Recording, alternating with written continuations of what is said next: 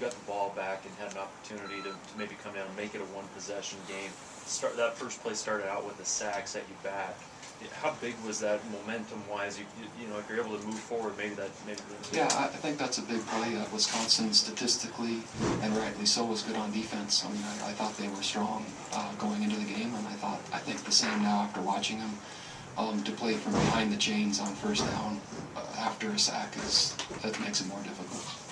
Bronco, 3 guys left the game with injury and didn't return. Are they all going to be okay? And I haven't even been briefed yet, so we'll have to follow up with that maybe Monday. How much did it hurt to have Spencer go out in like the first play or two? It hurt. Spencer's one of the best players on our team and was integral. We had a substitution package that we were planning on using that was no longer possible for some of their bigger personnel sets once Spencer went out.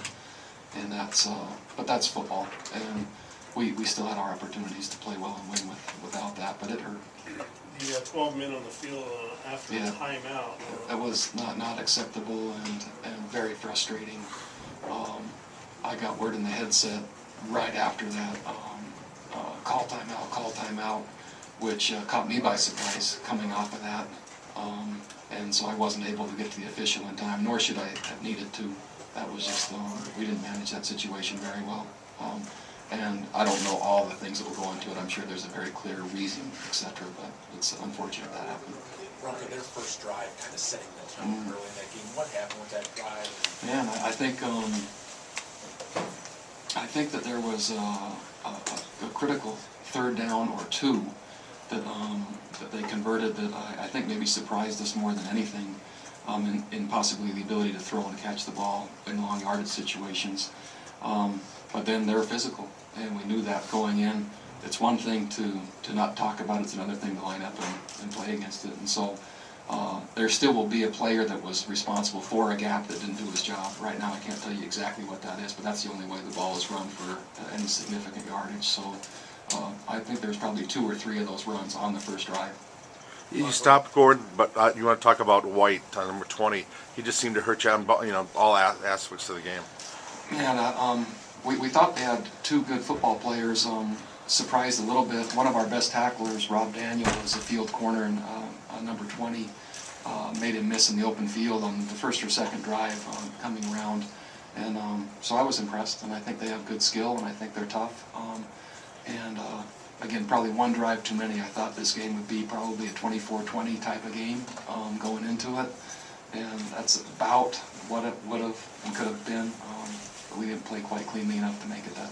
Against this quality of opponent, what about your offense was lacking today? Great question. I think mistakes just have to be part of it. So penalties, probably protection, and being behind the chains more often than we would have liked to. And then while we did make quite a few plays down the field, there were some that were left out there that we didn't make. And so I think what it does show is that emphasis and a good defense that puts a lot of focus on our quarterback. Then running backs, receivers, tight ends, the other parts have to then make sure their production continues to increase. And so I think that's probably the biggest takeaway. Cody had broken another record today. He's talked about his performance. He's really good. And Wisconsin, like everyone, has a hard time covering him, and there were a few more plays that I thought that were penalties that weren't called because they were trying to cover him, and that's but he's very good, and he's meant a lot to our program.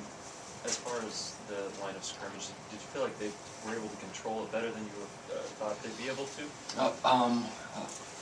I was frustrated that they were able to run the ball the way they did. We knew they would run the ball physically, they would run it well. I don't know exactly what yards per carry were, etc. But I thought the ball made it to our secondary more than what I was hoping it would, and I didn't think we tackled necessarily great in the secondary on a number of occasions. And so that part, if I were to just say first impression, ball getting to our secondary too much and then not tackling as well in the back end as I thought we would. That's both losses coming up 5 weeks this year. Is that a concern, or do you view it as a coincidence? Man, I'm not quite sure. I don't think we'd ever lost going into this season with bye weeks, and it might be just be quality opponent. It might be just this particular team. There's probably too many dynamics to to say I thought we had a great plan, and I thought we had a fresh team coming into it. I thought it was a good opponent, so hard to say any more than that as to what exactly contributed. Bronco, Taysom just seemed out of rhythm that first half. Is that attributable to the just defense he was going against? I think so. Again, without having watched it, I think they were strong on defense, and that's probably the first thing to attribute it to.